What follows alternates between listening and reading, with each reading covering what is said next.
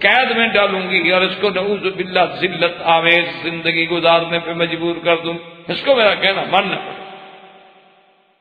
اب اگلی حضرت یوسف علیہ السلام کی دعا سے یہ واضح ہوتا ہے کہ جب انہوں نے دیکھا تو وہاں سے معلوم یہ ہوتا ہے کہ قال رب السجن احب الی مما یدعوننی الیہ، انہوں نے کہا میرا اللہ مجھے تو پھر ایک طرف جو قید خانہ ہے وہ زیادہ بہتر ہے، ان کی طرف جو ہے مجھے گناہوں کے لیے بلا رہی ہے۔ اصل میں علماء نے لکھا کہ وجہ کیا تھی کہ جب وہ روٹی چھوٹی دعوت شعوت کھا بیٹھی حیران ہو گئیں اور دیکھ کے مجبوری امراض رضی، تو انہوں نے بھی کہنا شروع کر دیا کہ دیکھو تمہاری مالکہ ہے اور میں ایک بڑے حسب نسب کی عورت ہے، تم اپنی مالکہ کی بات مان لو، کوئی بات نہیں، تم اس سے تعلق رکھ۔ تو وہ بھی اس کے کہ بھئی آخر روٹی کھائیے، کچھ تو وہ حلال کرے نا، کچھ تو اس کی فیور کرے نا بچائے۔ تو حضرت یوسف علیہ السلام نے کہا کہ رب السجن احب الی، لیکن یاد رکھو احب یہاں افل تفضیل ہے، لیکن اپنے معنی میں نہیں ہے، یہاں ہے اہون البلیتین کہ یا اللہ دو مصیبتیں ہیں، ایک طرف قید خانہ بھی مصیبت اور ایک طرف ان کے گناہوں کے جو ارادے ہیں وہ بھی مصیبت ہے، اور میرا اللہ اگر آپ نہیں پھیریں گے تو میں انسان ہوں، کب تک میں ان کے فتنوں سے بچوں؟ اگر آپ نے مجھے نہ پھیرا، اگر آپ نے مجھے نہ بچایا تو یہ کمال ہوتا ہے نبوت کا کہ عصمت بھی ہے لیکن خوف بھی ہے، تقاضائے بشریت بھی ہے، کیونکہ اگر وہ بشری قوتیں اور بشری خواہشات دل میں ہوں ہی نہ تو پھر مقام کیسے بنتا ہے؟ اس لیے اللہ کا پیغمبر کہتا ہے کہ مولا اگر آپ نے مجھے نہ پھیرا تو ہو سکتا ہے کہ میں بھی اس غلطی میں پڑ جاؤں اور اکن من الجاہلین، اور میں بھی جاہلوں میں سے ہو جاؤں، چونکہ گناہ جب بھی آدمی کرتا ہے گناہ جہالت کی دلیل ہے، گناہ علم کی دلیل نہیں ہوتا۔ گناہ جب بھی ہوتا ہے تو جہالت، چاہے بندہ کتنا پڑھا لکھا کیوں نہ ہو، اس وقت گویا اس کا علم ختم ہو جاتا ہے، وہ جہالت کا مرتکب ہو۔ تو یہ ایک تفسیر مبارک ہے جو جمہور نے، علماء نے اور اکثر مفسرین نے یہ تفسیر فرمائی ہے، لیکن بعض علماء نے اس پہ ایک عجیب اشکال کیا ہے اس تفسیر پر۔ انہوں نے کہا کہ بھی یہ بات ہمیں سمجھنی ہے، کیونکہ قرآن یہ کہتا ہے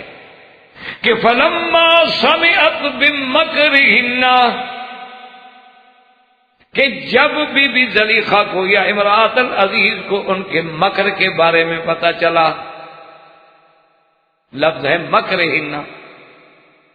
اچھا آگے یہی ابھی آپ لفظ ابھی قرآن کی آیت پڑھیں کہ وَإِلَّا تَصْرِفْ عَنِّي كَيْدَهُنَّ، کہ میرا مولا اگر آپ نے ان کے مکر کو، قید بمانا مکر، اگر ان کے مکر کو آپ نے نہ پھیرا تو ہو سکتا ہے کہ میں بھی الجھ جاؤں۔ وہاں بھی لفظ قید ہے، پہلے لفظ مکر ہے۔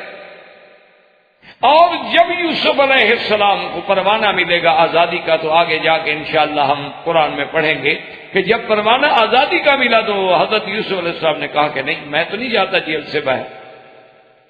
انہوں نے کہا کیوں؟ ان کا ما بال النسوۃ اللاتی قطعن ایدیہن ان ربی بکیدہن علیم۔ آپ نے فرمایا پہلے تحقیق کرو جو میرے اوپر الزام لگائے ان عورتوں کے بارے میں جنہوں نے ہاتھ کاٹے تھے، ان کے مکر کے بارے میں کیا فیصلہ کیا۔ ان ربی بکیدہن علیم، تو لفظ قید یا لفظ مکر یاد رکھو، مکر یا قید کا معنی کیا ہوتا ہے؟ جیسے قرآن دوسری مقام پہ کہتا ہے انہم یکیدون کیدا واکید کیدا، اور اسی طرح قرآن تیسری جگہ کہتا ہے وَإِذْ يَمْكُرُ بِكَ الَّذِينَ كَفَرُوا لِيَقْتُلُوكَ، مکر۔ اسی طرح قرآن کہتا ہے وَيَمْكُرُونَ وَيَمْكُرُ اللَّهُ وَاللَّهُ خَيْرُ الْمَاكِرِينَ۔ تو اب بات کو سمجھیں کہ مکر کا معنی ہوتا ہے کہ کسی خفیہ طریقے سے کسی کو نقصان پہنچانا یا کسی چیز کا بڑے خفیہ انداز سے کہ دوسرے کو پتہ نہ چلے۔ مکر تو تب ہے اگر پتہ چل جائے تو پھر مکر کیا ہوا؟ اگر پتہ چل جائے تو پھر تو مکر نہیں ہوا۔ مکر کا تو معنی یہ ہوتا ہے کہ جیسے کفار مکہ نے میٹنگ کی کہ اللہ کے پیغمبر کے بارے میں فیصلہ کریں، کیا کریں؟ انہوں نے کہا جی بھی ایسے کرتے ہیں کہ یا تو حضور صلی اللہ علیہ وسلم کو مدینے سے نکال دیں، خفیہ میٹنگ کر رہے ہیں، کسی کو پتہ نہیں، صرف اپنے سردار اکٹھے ہیں۔ انہوں نے کہا یار یہ بات تو اچھی نہیں ہے، نکال دیں گے تو حضور تو جہاں جائیں گے ساری دنیا ان کے ساتھ تابع ہو جائے گی، وہ تو بڑا لشکر لے کے حملہ کر دیں۔ انہوں نے کہا اچھا ایسا کرتے ہیں کہ حضور صلی اللہ علیہ وسلم کو قید کر دیں۔ میں نے کہا عجیب بات، قید کر دو گے تو لوگ آپ کے دیوانے اور پروانے خاموش بیٹھیں گے۔ انہوں نے کہا اچھا قتل کر دیں۔ تو اب تجویز ہوئی تھی، یہ سب کچھ خفیہ طریقے سے ہو رہا ہے۔ انہوں نے کہا ایسا کرو کہ ہر قبیلہ ایک نوجوان دے، مسلح ہو کے آ جائے، حضور صلی اللہ علیہ وسلم کے گھر پہ گھیرا ڈال لے، اور جب آپ تشریف لائیں گے بعد ہم حملہ کر دیں گے، حضور پاک شہید ہو جائیں گے۔ اور اگر بنو ہاشم نے مطالبہ بھی کیا تو 60 قبیلے سے لڑ تو سکتے نہیں، ہم کہیں گے ٹھیک ہے جی دیت لے لیں، صلح کر لو۔ تو یہ ہوتا ہے مکر، کہ کسی کو خفیہ طریقے سے، کسی خاص خفیہ انداز سے کہ کسی دوسرے کو پتہ نہ چلے۔ جیسے کہ ایک صحابی رضی اللہ تعالی عنہ، حضور نے فرمایا کہ من یأتینی بخبر القوم، کون ہے جو جا کے دشمن کے لشکر سے خبر لے کے آئے، احوال لے کے آئے۔ صحابی آئے، انہوں نے کہا حضور میں لے آؤں گا لیکن مجھے اجازت دیں گے آپ؟ انہوں نے فرمایا کس بات کی اجازت؟ اس نے کہا حضور پر خبر ایسے تو نہیں آ سکتی نا، مجھے آپ کے بارے میں تو کچھ باتیں کرنی پڑیں گی ایسی کہ جو وہ سمجھیں گے میں آپ کا مخالف ہوں۔ تو آپ نے فرمایا ہاں اجازت۔ بھئی آخر کسی سے حال معلوم کرنا ہے تو اگر میں یہ کہوں گا کہ میں حضور صلی اللہ علیہ وسلم کا عاشق ہوں، وفادار ہوں، مجھے میرے ساتھ کون بات کرے گا؟ حضور نے فرمایا تو یہ ہوتا ہے مکر۔ اب قرآن میں ہر جگہ لفظ یا مکر کا آیا ہے یا قید کا آیا ہے، یا مکر یا قید میں مکر ہننا، قید ہننا، قید ہننا۔ تو اگر کوئی آدمی کسی کے حسن و جمال کو دیکھ کر مبہوت ہو جائے، یعنی آدمی ایسے سامنے آئے جمال دیکھ کے حیران ہو جائے اور ہاتھ کاٹ بیٹھے، تو اس میں مکر کون سا ہے بھائی؟ یہ تو آپ یوں کہہ سکتے ہیں کہ بھی مدہوش ہو گئے، یوں آپ کہہ سکتے ہیں کہ جی وہ بے ہوش ہو گئے، یوں آپ کہہ سکتے ہیں کہ جی وہ اس کے جمال میں ایسے کھوئے، ایسے کھو گئے کہ انہیں پتہ نہیں لگا کہ وہ چھری اپنا سیب کاٹ رہی ہے یا ہاتھ کاٹ رہی ہے۔ تو وہ تو مکر نہیں ہوتا، وہ تو معذوری ہے، مجبوری ہے۔ یا جیسے کسی خطرناک چیز کو دیکھ کے فطری طور پہ آدمی ڈر جاتا ہے، تو اس میں کیا مکر ہے بھائی؟ موسیٰ علیہ السلام نے اپنے ہاتھ سے عصا ڈالا ہے، لیکن جب وہ سانپ بنا تو موسیٰ علیہ السلام بھاگ پڑے، ڈر گئے۔ فطرت انسانی ہے، بشری تقاضا ہے کہ آخر سانپ کے آگے کون کھڑا رہے گا، وہ ڈس لو۔ اب جناب یہ ہے کہ بات کو سمجھیں، تو اس لیے بعض علماء نے اس تفسیر پہ ایک اشکال پیش کیا۔ انہوں نے کہا ہمیں یہ بات سمجھ نہیں آتی کہ آدمی کسی کے حسن کو دیکھ کے ہاتھ کاٹ ڈالے اور قرآن کہے کہ یہ مکر ہے۔ ایک اور دوسری ان کی دلیل سنیں، وہ یہ کہتے ہیں کہ جب ان عورتوں نے ہاتھ کاٹے تو سب نے کیا کہا تھا؟ فَقُلْنَا حَاشَ لِلَّهِ مَا هَٰذَا بَشَرًا إِنْ هَٰذَا إِلَّا مَلَكٌ كَرِيمٌ۔ سب نے کہا کہ اللہ کی پناہ، خدا کی پناہ، یہ انسان نہیں، یہ تو فرشتہ ہے، یہ انسان نہیں۔ تو وہ یہ مطالبہ کرتے ہیں کہ جی پوری لغت عربیہ میں آج تک وہ کہتے ہیں ہمیں کوئی مثال دو، ہمیں کوئی محاورہ دو کہ کسی کے حسن و جمال کو فرشتے سے تشبیہ دی گئی ہو۔ فرشتے کو پاکی سے تشبیہ تو دی جاتی ہے لیکن جمال سے تشبیہ نہیں دی جاتی۔ وہ کہتے ہیں کوئی ایک محاورہ تو لے آؤ نا دنیا میں کہ کسی نے یہ کہا ہو کہ فلاں بندہ اتنا خوبصورت ہے جیسے فرشتہ۔ ہاں یہ تو کہتے ہیں کہ بھئی فلاں بندہ یار بڑا پاک باز ہے، بڑا پاک تینت ہے، بڑا صالح آدمی ہے، یار وہ تو فرشتہ صفت، یعنی فرشتے کو تشبیہ جو ہے سیرت میں تو دی جاتی کیونکہ فرشتے گناہوں سے پاک ہوتے۔ تو فرشتے کی تشبیہ جو ہے یہ تو ہو سکتا ہے کہ یعنی وہ اتنا پاک انسان ہے یار، اتنا پاک باز بندہ ہے یار، کیا پوچھتے ہو یار، اس کو فرشتہ ہے۔ تو فرشتے کو تشبیہ جو ہے وہ کسی کی سیرت سے تو ہو سکتی ہے لیکن صورت سے تو کبھی نہیں ہو سکتی۔ کہ صورت سے کیسے تشبیہ دی گئی کہ انہوں نے کہا کہ ما ھذا بشرا ان ھذا الا ملک کریم، کہ یہ انسان نہیں، یہ فرشتہ۔ تو اس لیے یہ اشکال ہوا۔ انہوں نے کہا کہ یہ چیزیں جو ہے، ایک تو ان کا یہ کہنا کہ ما ھذا بشرا ان ھذا الا ملک کریم، ایک یہ کہنا، اور ایک ان کا قرآن پاک میں بار بار جو لفظ مبارک آیا ہے فلما سمعت بمکرہن، اور آگے جا کے قرآن کہتا ہے کہ حضرت یوسف نے جب دعا مانگی کہ یا اللہ مہربانی کر الا تصرف عنی کیدہن، اور آگے قرآن جا کے کہتا ہے ما بال النسوۃ اللاتی قطعن ایدیہن ربی بکیدہن علیم، تو ہر جگہ قید اور مکر کا لفظ ہے۔ یہ قید اور مکر کیا ہے کہ آدمی جمال دیکھ کے مبہوت ہو جائے؟ تو انہوں نے کہا کہ دراصل بات یہ ہے کہ فلما سمعت بمکرہن ارسلت الیہن، کہ جب امرات العزیز کو ان کے مکر کے بارے میں پتہ لگا، کیا مانا؟ انہوں نے سنا کہ بعض عورتیں فلاں وزیر کی بیوی، فلاں بڑے آدمی کی بیوی، وہ آپس میں ملازموں نوکرانیوں کے ساتھ کنیزاؤں کے ساتھ بیٹھتی ہیں تو کہتی ہیں عجیب بات ہے، یہ امرات العزیز تو کچھ، یہ تو انتہائی بے عقل عورت ہے، اس کا تو عقل ہی کوئی نہیں، ایک غلام کو بھی نہیں پھنسا سکی، اس کے مقابلے میں ہوتی نا تو میں ایسے چٹکیوں میں یوسف علیہ السلام کو پھنسلا دیں۔ یہ کوئی بات ہے کہ ایک نوجوان ہو اور جوانی ہو، جوش ہو، خون ہو، اور عورت کے مکر سے بچ جائے؟ یہ تو ذریعہ ہی کچھ نہیں، یہ تو ہے ہی بالکل عقل سے فارغ عورت، ایک نوجوان کو نہیں پھنسا سکی، کمال ہے۔ ایسے تو ہم 1 منٹ میں پھانس لیں، اگر ہمارے پاس یوسف ہوتا دیکھتے کہ کیسے بچ کے جاتا ہے۔ تو یہ مکر یہ تھا کہ بھئی وہ نہیں اس کو مکر میں لے آ سکی، وہ چلو کسی دھوکے سے، مکر سے، محبت سے، کسی انداز میں کسی طرح تو یوسف علیہ السلام کو پھانس دیتے، تو کچھ بھی نہیں کر سکی، یہ تو کچھ بھی نہیں ہے۔ اس نے کہا اگر میں ہوتی تو یہ کر دیتی، کوئی بات ہے ہماری نظروں سے، کوئی بچ کے تو دکھائے، بڑے بڑے جو پارسا بنتے ہیں ذرا آئے تو صحیح ہمارے سامنے۔ تو جب یہ باتیں چلنے لگی تو اب امرات العزیز نے ان کو دعوت دی کہ اچھا تمہیں اگر اپنے مکر و غرور پہ بڑا ناز ہے نا تو آگے دیکھ لو، میں نے بھی کوئی ایسا حربہ نہیں جو چھوڑا ہو، لیکن اس پر تو کچھ ہوتا ہی نہیں، آؤ چلو تم بھی دیکھ لو۔ تو یہ بھی امرات العزیز کا ایک مکر تھا۔ کیا مانا؟ کہ بظاہر تو دعوت دے رہی ہے، پارٹی کر رہی ہے، کھانے کھلا رہی ہے، بڑے اہتمام ہے، استقبال کر رہی ہے، اندر سے تو ذلیل کرنا چاہتی ہے ان کو، اندر سے تو ان کو بتلانا چاہتی ہے کہ جو تم مجھ پر الزام لگاتی تھی نا کہ میں نے ایک ملازم سے یہ کرا، او دیکھو چلو بچاؤ، تم بھی اپنے آپ کو بچاؤ۔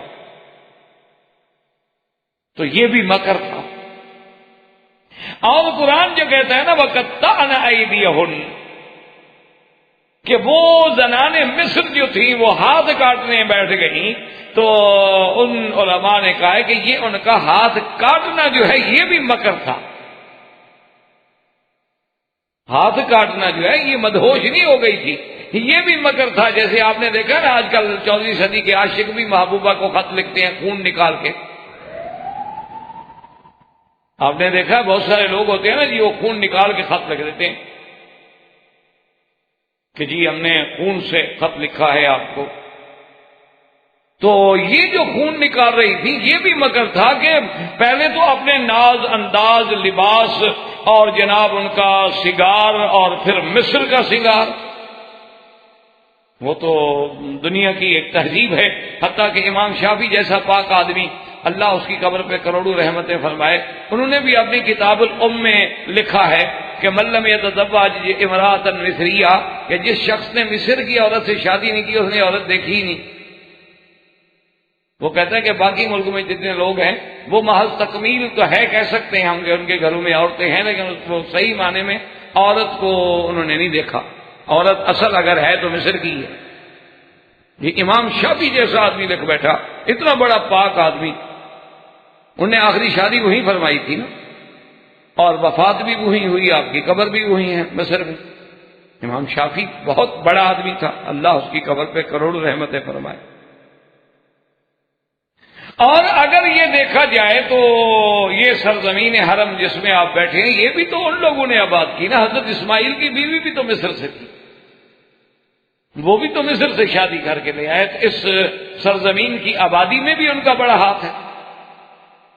تو بہرحال میرے کہنے کا مقصد یہ ہے کہ پہلے تو جناب انہوں نے اپنے وہ لباس سے اور اپنے ناز و انداز سے یوسف کو پھسلانا چاہا، لیکن جب دیکھا کہ بھی یوسف علیہ السلام تو پتہ نہیں کوئی اور شخصیت ہیں کہ اس کو نہ تو ہمارا حسن مروب کر رہا ہے، نہ ہمارے نخرے اور ناز انداز مروب کر رہا ہے، انہوں نے کہا چلو آخری حربہ استعمال کرو، وقطعنا ایدیہن، انگلیوں پہ چھریاں پھیر دی، کہا یوسف اب بھی تم نے اگر ہماری طرف توجہ نہ کی نا ہم خودکشی کر دیں۔ یہ بھی مکر۔ اور جب یہ سارا کچھ دیکھنے بعد بھی یوسف علیہ السلام ٹس سے مسنا ہونے کا میرے لیے کل کے مرنے کے بجائے ابھی بھر جائے گا، تو اب چیخ پڑی کہ ما ھذا بشرا، یہ بندہ نہیں یہ فرشتہ،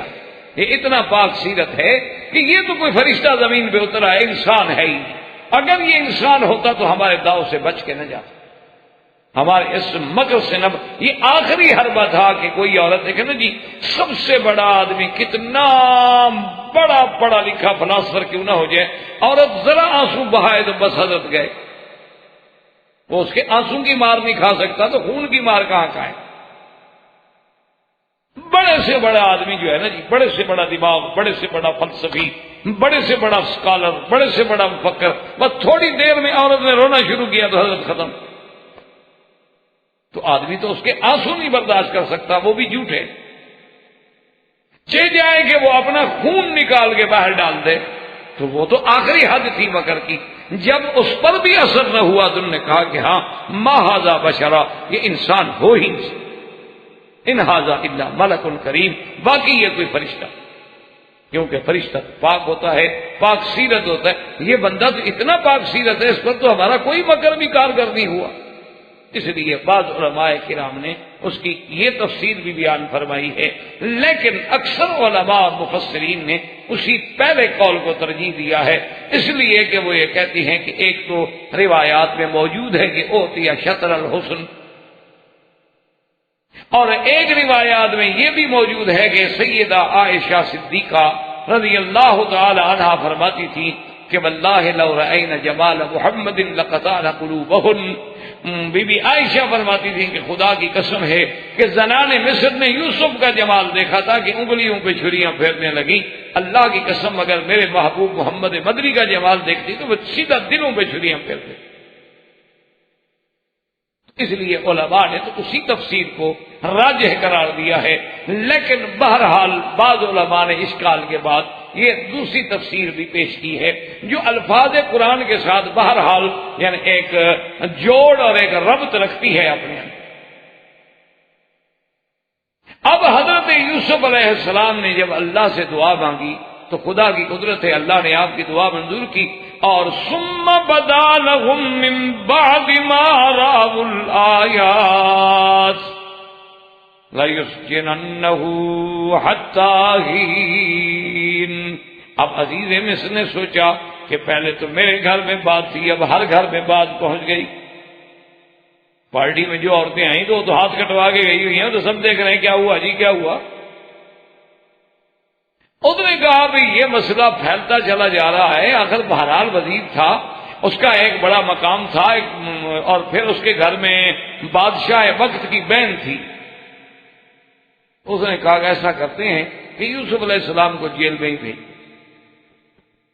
جب یہ جیل میں چلے جائیں گے تو کچھ عرصہ گزرے گا تو خدا کی قدرت ہے کہ آدمی خود بخود اس قصے کو بھول جاتا ہے، جب واقعہ گزرے گا تو زخم بھر جائیں گے، بات رہ جائے گی تو قصہ مک جائے گا، اور اس کے بعد جو ہے جیسے بھی ہوگا پھر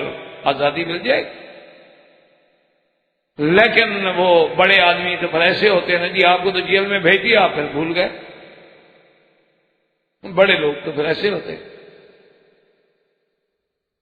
اب حضرت یوسف علیہ السلام جب جیل میں گئے اور تکلیفیں ہوئی تو پھر اللہ سے درخواست کی کہ مولا میں تو مصیبت میں، تو اللہ نے فرمایا کہ جبرائیل یوسف علیہ السلام سے کہو کہ آپ ہی نے تو کہا تھا کہ احب رب السجن واحب الیہ، مجھے قید خانہ زیادہ محبوب ہے ان کی باتوں سے، تم نے خود ہی چنا تھا قید خانہ تو برداشت کرو۔ اسی لیے حضور صلی اللہ علیہ وسلم کا حکم ہے کہ جب بھی بندہ دعا مانگے تو کہے العفو والعافیہ، کہ اللہ عافیت، اللہ عافیت عطا فرما، یہ نہ کہے کہ اللہ میاں اچھا بڑی مصیبت سے بچا لے کوئی چھوٹی دے دے، کبھی نہ۔ اور اسی طرح ایک حدیث مبارک میں ہے کہ حضور پاک نے دیکھا کہ ایک آدمی دعا مانگ رہا ہے کہ اللہ مجھے صبر کی توفیق عطا فرما، اللہ مجھے صبر کی توفیق عطا فرما. آپ نے بلایا، آپ نے کہا خدا کے بندے صبر تو ہوتا ہی مصیبت پر ہے نا، پہلے مصیبت آئے گی تو صبر کرو گے نا. کیا مانگ رہے ہو اللہ سے؟ کیا مانگ رہے؟ ایک ہے کہ مصیبت آ گئی تو اب صبر مانگو اور صبر کرو بھی. ایک ہے کہ خود آدمی کہے کہ جی مجھے اللہ صبر کی توفیق عطا فرما اور صبر کی توفیق عطا فرما. اس کا مطلب ہے کہ تم مصیبت مانگ رہے ہو، اللہ سے جب بھی مانگو العفو والعافیہ، اللہ سے معافی مانگو اور عافیت مانگو، کیونکہ اللہ تبارک و تعالی کسی بندے کو کسی ابتلا میں نہ ڈالے. کوئی چھوٹی سی بات بھی ہو تو انسان بڑا ضعیف ہے، بڑا عاجز ہے، وہ برداشت نہیں کرتا. اس لیے ہمیشہ العفو والعافیہ مانگنا چاہیے. اور اسی سے قرآن پاک کے ان واقعات کی روشنی میں علماء نے فرمایا کہ دیکھ لو کہ 4000 سال پہلے ان کی تمدن و تہذیب کا یہ عالم ہے کہ پہلے تو جناب سارے بڑے بڑے لوگوں کی بیویاں بن سنور کے آ رہی ہیں یوسف کو دیکھنے کے لیے، پھر یوسف کو الجھانے کے لیے ہاتھ کاٹ رہی ہیں، اور پھر خود عزیز مصر کی بیوی اعتراف کر رہی ہے کہ میں نے پھسلانے کی کوشش کی ہے، وہ تو گناہوں سے بچا ہوا تو بچ گیا، اس نے تو کوئی ارادہ نہیں کیا. ان سب کے بعد جیل میں حضرت یوسف کو بھیجا جا رہا ہے، جیل میں حضرت یوسف علیہ السلام کو بھیجے جا رہا ہے. اور یہی آج ہو رہا ہے، وہی تہذیب جاہلیت، وہی جاہلیت اولا جو تھی وہ آج بھی ہمارے ہاں رائج ہے. آج بھی اللہ تبارک و تعالیٰ معاف کرے، جیل میں وہی جاتا ہے جو بیچارہ مظلوم ہے، غریب ہے، جس کے کوئی آدمی ساتھ دینے والا نہیں، جو قانون کو ہاتھ میں نہیں لے سکتا. جیسے کہ کسی نے کہا کہ قانون تو ایک مکڑی کا جالا ہے، طاقتور اس کو توڑ ڈالتا ہے اور کمزور اس میں الجھ جاتا. تو اس وقت کی تہذیب کا یہ عالم تھا. یوسف علیہ السلام جب جیل میں پہنچ گئے، اللہ کی شان دیکھیں کہ جب یوسف علیہ السلام کو جیل میں بھیجا گیا تو اسی دنوں میں، بالکل عین انہی دنوں میں 2 آدمی اور بھی جیل خانے میں بھیجے گئے. جیسے یہ شاہی محل سے گئے تھے وہ بھی شاہی محل سے آئے. ایک جو تھا وہ تو تھا ساقی بادشاہ کا، یعنی وہ ان کے بار کا انچارج تھا، پلانے والا. اور ایک جو تھا وہ ان کے کچن کا انچارج تھا، مطبخ کا انچارج تھا. یہ دونوں آدمی تھے. اصل میں ان دونوں کو دشمنوں نے خرید کیا تھا کہ کسی طرح بادشاہ کو زہر دیا جائے، بادشاہ کو کسی طرح زہر دیا جائے. کہ اتنا عرصہ ہو گیا بادشاہ ہے، اور اس کے بعد مخالفین نے فیصلہ کیا، انہوں نے ان 2 آدمیوں کو خریدا، ایک ساقی کو خریدا اور ایک مطبخ کے انچارج کو خریدا کہ یا تو خوراک میں بھی زہر ڈال دو، اور اگر وہاں سے بچ جائے تو پھر پینے پلانے میں بھی زہر ڈال دو، جان چھٹے. سابقہ کتابوں میں یہ بات ملتی ہے کہ پہلے تو وہ دونوں راضی ہو گئے کہ ہمیں اتنے پیسے دے دو، ہم بادشاہ کو مار دیں گے. بعد میں وہ ساقی جو تھا نا وہ مکر گیا. اس نے کہا اس سے کہ بھائی میں نہیں سازش میں شریک ہوتا، اتنا میں رعایت کرتا ہوں کہ بادشاہ کو میں بتاؤں گا نہیں تمہاری سازش، لیکن میں شریک نہیں ہوتا. نہ تو میں اپنے اس پینے میں ملاؤں گا، اس کے مشروبات میں ملاؤں گا کوئی چیز، اور نہ میں اس مسئلے میں شریک. انہوں نے کہا ٹھیک ہے یار تم بزدل ہو گیا تو ہو جاؤ، میں نے تو فیصلہ کر دیا، میں تو کروں. لیکن کہتی ہیں کہ اس ساقی نے بادشاہ کو کہہ دیا کہ جناب اس طرح سازش ہو چکی ہے اور کھانا میں ہے، مسموم ہے، اس میں زہر. اب بادشاہ کے سامنے جب کھانا لگ گیا تو بادشاہ تھا آخر وہ، اور جناب وہ ساقی بھی آ گیا پانی کے لیے پلانے کے لیے، اور مطبخ کا انچارج جو ہے وہ کھانا لگوا رہا ہے. تو بادشاہ نے حکم دیا کہ بھی ایسا کرو، مطبخ کے انچارج سے کہا کہ بیٹھ جاؤ دسترخوان پہ، اور یہ جو کھانا لگا ہوا ہے تھوڑا تھوڑا پہلے تم کھاؤ. اور ساقی سے کہا کہ جو تم نے پانی اٹھائے ہوئے ان میں سے تھوڑا تھوڑا تم پیو. اس نے تو پی لیا، اس کو تو پتا تھا کہ میں نے کچھ نہیں ملایا. لیکن جب اس سے کہا کہ تم تھوڑا تھوڑا کھاؤ تو اس کو تو پتا ہے کہ اس میں تو اتنا بڑا خطرناک زہر میں نے ملایا ہوا ہے، شاید میں تو گیا. انہوں نے کہا میں نہیں کھاتا. کیوں کھاؤ. تو آخر وہ جانوروں کو ڈالا گیا، وہ مر گئے، تو اس کی سازش پکڑی گئی. لیکن بادشاہ نے دونوں کو جیل بھیج دیا. بعض علماء کہتے ہیں کہ بھئی زیادتی کے طور پہ، اور بعض علماء یہ کہتے ہیں کہ ٹھیک ہے چلو ساقی اتنے عرصے تک تو سازش میں شریک رہا نا، یہ آخری وقت میں ہو سکتا ہے بزدل بن گیا. کبھی آدمی اپنی بزدلی کی وجہ سے بھی گناہوں سے رک جاتا ہے. وہ ایک اخبار میں ایک لطیفہ یا پتہ نہیں واقعہ تھا، حقیقت تھی یا لطیفہ تھا، بہرحال اللہ عالم، کہ ایک آئی جی کے سامنے یا ڈی آئی جی صاحب کے سامنے کچھ اے ایس آئی پولیس کے پیش ہوئے. انہیں ترقی دینی تھی، اے ایس آئی کو ایس آئی بنانا تھا. تو پیش ہوئے تو ایک اے ایس آئی پیش ہوئے تو انہوں نے کہا کہ اچھا بھائی آپ ترقی مانگتے ہیں، کیوں مانگتے؟ آپ کہتے ہیں کہ آپ نے درخواست دی ہے کہ مجھے ترقی دی جائے، کیوں؟ اس نے کہا سر میں اس لیے ترقی مانگتا ہوں کہ اتنی میری سروس ہے، میرا ریکارڈ دیکھ لیں، آج تک میری کوئی شکایت نہیں، میں نے کبھی کسی کو شکایت کا موقع نہیں دیا، میں نے کبھی رشوت نہیں کھائی، ایک پیسہ حرام نہیں کھایا، میں نے کبھی ڈسپلن نہیں توڑا، اور بالکل پولیس رولز کے مطابق میں نے ڈپٹی کی ہے. تو اب مجھے ترقی نہیں دیں گے تو کس کو ترقی دیں گے؟ میں حقدار ہوں. تو ڈی آئی جی صاحب نے بڑے غور سے دیکھا. اس نے کہا دو باتیں. ایک بات یہ ہے کہ معلوم یہ ہوتا ہے کہ تم بغیرت ہو، اور دوسری بات یہ ہے کہ تم بزدل. اس نے کہا وہ کیسے؟ اس نے کہا یہ کیسے ہو سکتا ہے کہ دنیا کے سارے افسر جو ہیں تم پر راضی رہیں، تمہارے خلاف کسی نے بھی شکایت نہیں لکھی. جو بھی افسر ہے اس نے لکھا ہے کہ بڑے اچھے ریمارکس دیے ہیں کہ بڑا اچھا ہے، بڑا اچھا ہے، بڑا اچھا ہے. تو معلوم یہ ہوتا ہے کہ تم کو بغیرت قسم کے آدمی اپنے افسران کو کی عورتیں شورتیں سپلائی کرتے ہوگے، اس لیے وہ خوش رہتے ہیں، ہمیشہ تمہیں اچھے مارک دیتے رہے. یہ کیسے ہو سکتا ہے کہ کوئی بندہ بھی کسی سے ناراض نہ ہو؟ انسان ہے، اس سے اگر 10 افسر گزرے ہیں کوئی تو بگڑ جاتا ہے نا. اور دوسری بات میں نے کہا بزدل ہو، تم نے رشوت اس لیے نہیں کھائی کہ شریف آدمی ہو، گناہ سمجھتے ہو، تم اس زہر کو ہضم کرنے کی طاقت نہیں رکھتے. رشوت کھانے کے لیے بھی تو بہادر آدمی چاہیے نا جو اس کو ہضم کر سکے. تم کمزور بندے ہو، ڈر کے مارے تم نے نہیں کھائی، اس لیے تمہیں ترقی کے بجائے میں ہیڈ کانسٹیبل بناتا ہوں، ریولٹ کرتا ہوں. انہوں نے کہا پولیس میں رہنے کے بعد ایسا آدمی میں نے زندگی میں پہلا دیکھا ہے کہ جس کے کریکٹر رول میں کوئی نوٹ بھی نہ ہو. یہ کوئی بات ہے؟ یہ کیسے ہو سکتا؟ کیونکہ یہ رشوت جو ہے زہر ہے، اس کو ہضم کرنا آسان تھوڑا ہوتا ہے، اس کے لیے بھی بڑے بڑے حوصلوں کی ضرورت ہے. تو اس لیے علماء نے لکھا ہے کہ ان سارے حالات کے باوجود بادشاہ نے ان دونوں کو جیل میں بھیج دیا کہ ابھی کچھ ہو جائے. اب تم کمزور پڑ گئے، تم نے ایک راز کھول دیا، پہلے تم شریک کیوں ہوئے؟ تو بہرحال دونوں جیل میں چلے گئے. اب جب جناب دونوں جیل میں آئے حضرت یوسف علیہ السلام کی خدمت میں، تو انہوں نے کہا کہ حضرت یوسف علیہ السلام، اب نے دیکھا نا جی. اچھا علماء کہتے ہیں یہ حضرت یوسف کے پاس کیوں آئے؟ تو اس کی ایک وجہ تو علماء نے یہ بیان کی ہے کہ ایک ہی سیل تھا نا جی، تھے تو شاہی خاندان سے قیدی بن کے آنے والے، تو ان کو ایک ہی جگہ رکھا گیا، بار کے ایک ہو تو آپس میں ملیں گے اور کہا جائے. اور بعض علماء نے یہ لکھا کہ یوسف علیہ السلام کا جمال، یوسف علیہ السلام کا حسن،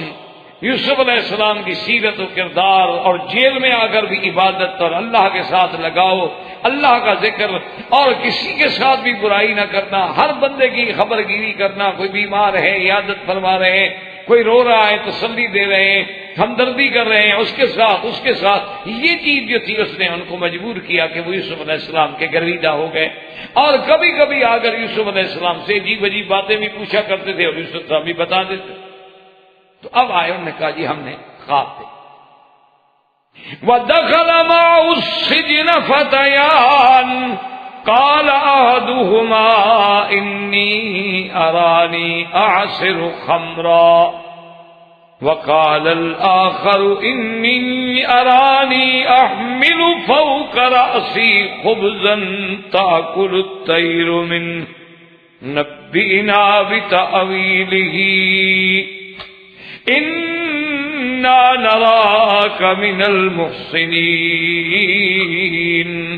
دو نوجوان آئے، انہوں نے کہا کہ یوسف علیہ السلام ہم نے خواب دیکھا ہے. ایک نے کہا کہ انی ارانی اعصر خمرا. عاصر اصرار کہتے ہیں نچوڑنا، کسی چیز کو نچوڑنا. اب شراب تو نہیں نچوڑا جاتا نا، نچوڑا تو انگوروں کو جائے گا، اس سے شراب نکلے گا. تو جب مآل شراب ہے تو اس لیے کہا میں شراب نچوڑتا ہوں. انی ارانی اعصر خمرا، کہ میں ان چیزوں سے نچوڑ کے بادشاہ کے لیے جامع شراب تیار کر رہا ہوں. وقال الآخر، اور دوسرے نے کہا انی ارانی احمل فوق راسی خبزا کہ میں نے سر پہ روٹی اٹھائی ہوئی ہے، کھانا لگایا ہوا ہے، اور تاکل الطیر منہ، پرندے جو ہیں وہ اڑ اڑ کے اس کھانے کو کھا رہے ہیں۔ نبئنا بتاویلہ انا نراک من المحسنین،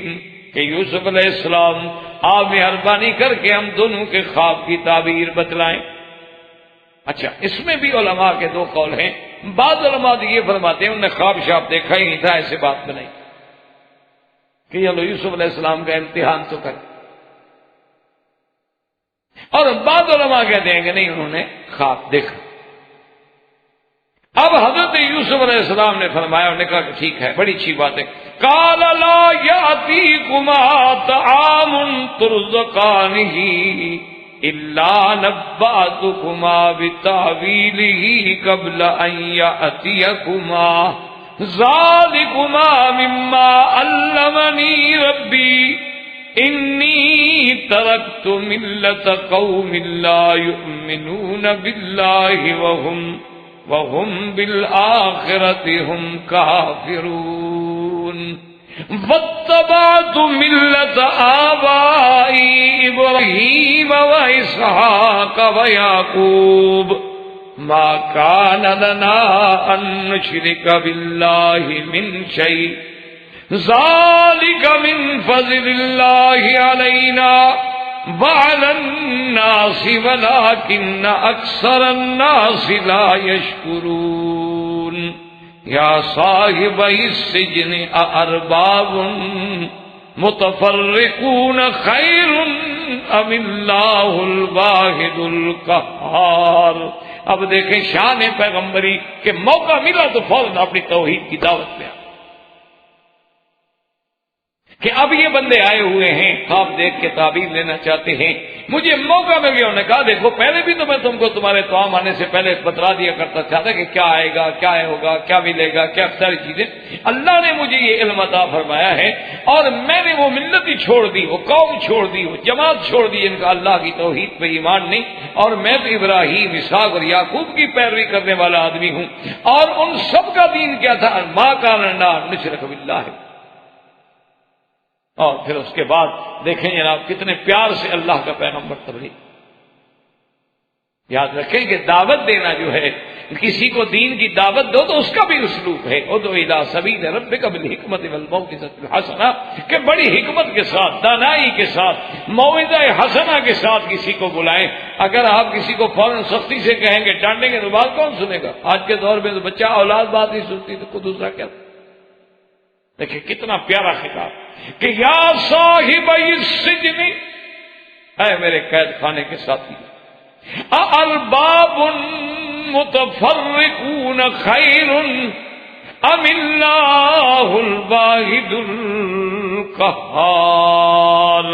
اچھا تم یہ مجھے بتاؤ کہ ڈھیر سارے رب بنا لینے، یہ بھی رب، یہ بھی رب، یہ بھی رب، یہ بھی دیوی، یہ بھی دیوتا، یہ بھی دیوتا، ہر شہر میں دیوی الگ ہے، دیوتے الگ ہیں، یہ اتنے سارے خدا بنا لینے، اتنے سارے رب بنا لینے، بہتر ہے کہ ایک کو رب ماننا بہتر ہے عقل کا۔ یہ کیا بات ہوئی کہ ہر گلی میں رب؟ یہ کیا بات ہوئی کہ ہر شہر میں رب کھڑا ہے، دیوی کھڑی ہے، دیوتا کھڑا کہ ایک خدا؟ اور یا فرمایا کہ یہ بھی یاد رکھو کہ جن کو تم نے رب بنایا ہوا ہے، ما تعبدون من دونہ الا اسماء سمیتموها انتم وآباؤکم ما انزل اللہ بها من سلطان ان الحکم الا للہ امر اللہ تعبدوا الا ایاہ ذالک الدین القیم ولکن اکثر الناس لا یعلمون۔ اور فرمایا کہ جن کو تم نے خدا بنایا ہوا ہے، یہ تو تم نے نام رکھے ہوئے ہیں، کسی کا نام لات ہے، منات ہے، عزا ہے، حبل ہے، کسی کو داتا کہتے ہو، کسی کو مشکل کشا، کسی کو حاجت روا، کسی کو غریب نواز، کسی کو دینے والا، کسی کو لینے والا، کسی کو انداتا، یہ سب تم نے نام رکھے ہوئے ہیں، اللہ نے تو حکم نہیں دیا۔ اللہ نے فرمایا کہ ان کو تم کہو داتا کو، اللہ نے تمہیں حکم دیا ایک مشکل کشا بلا۔ سب تمہارے رکھے ہوئے نام ہیں، جیسے پہلے بت پرستوں نے نام رکھے تھے، آج بھی اللہ کو چھوڑ کے غیروں کی عبادت کرنے والوں نے بھی نام بنائے ہوئے کہ جی یہ فلاں مشکل اگر پڑ جائے تو فلاں بزرگ کے پاس جاؤ، یہ فلاں مصیبت پڑ جائے تو پھر فلاں کے پاس جاؤ. یعنی واقعی بزرگوں نے بھی آگے باقاعدہ، جیسے آپ ڈاکٹروں نے تقسیم کیا ہوا ہے نا کہ یہ گلے کا ڈاکٹر ہے، پیٹ کا، پیروں نے بھی تقسیم کی، ان کے بھی ماشاءاللہ مختلف کام ہوتے ہیں. اچھا عورت بیمار ہو تو پھر فلاں پیر کے پاس جاؤ، اور جانور بیمار ہو تو پھر فلاں پیر کے پاس لے جاؤ. اور بعض پیر تو ماشاءاللہ سانپوں کے بھی پیر ہیں. آپ کے انڈیا میں مزار ہے، وہاں سانپ کٹھے ہوتے ہیں. انا للہ و انا الیہ راجعون. اللہ ہدایت دے. اب تو دعا کر سکتے ہیں اور تمہارے پلے میں کوئی. تو ساری آپ نے دعوت کی، توحید کا سبق دیا. سبق دینے کے بعد پھر ان کو خواب بتایا کہ یا صاحب السجن اما احدکما فیسقی ربہ خمرا واما الاخر فیسلب فتاکل الطیر من رأسہ. اب پیغمبر کی شان دیکھو کہ نام نہیں لیا، بات فرمائی. کہنے کہ ہاں تم دونوں میں سے ایک آدمی جو ہے نا وہ تو پھر اپنے عہدے پہ واپس بحال ہو جائے گا، اور وہ تو اپنے بادشاہ کو جا کے پھر وہ شراب وراب بھی پلائے گا اور سب ٹھیک ہو جائے گا. باقی رہ گیا نا دوسرا جو ہے عمل آخر، یہ نہیں کہ تم کیوں کسی کو کیا تکلیف پہنچائے، بات کرنے کا بھی تو اندازہ ہو.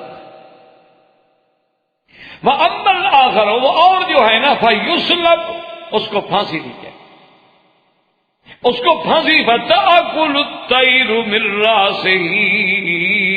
اور جب وہ مر جائے گا پھینک دیں گے تو اس کے دماغ کو، اس کے سر کو، بھیجے کو جو ہے پرندے آ کے چھیڑیں گے اور کھائیں گے. اس کے لیے پھانسی ہے، اور ایک جو ہے وہ چلا جائے گا. اچھا بعض علماء کہتے ہیں نا کہ جب آپ نے یہ تعبیر سنائی نا تو وہ جس نے کہا تھا نا کہ میں نے دیکھا ہے کہ کھانا ہے میرے سر پہ اور روٹی ہے اور پردے، اور اس نے کہا جی میں نے تو خواب دیکھا ہی نہیں تھا، آپ نے تو جھوٹ بولا تھا حضرت،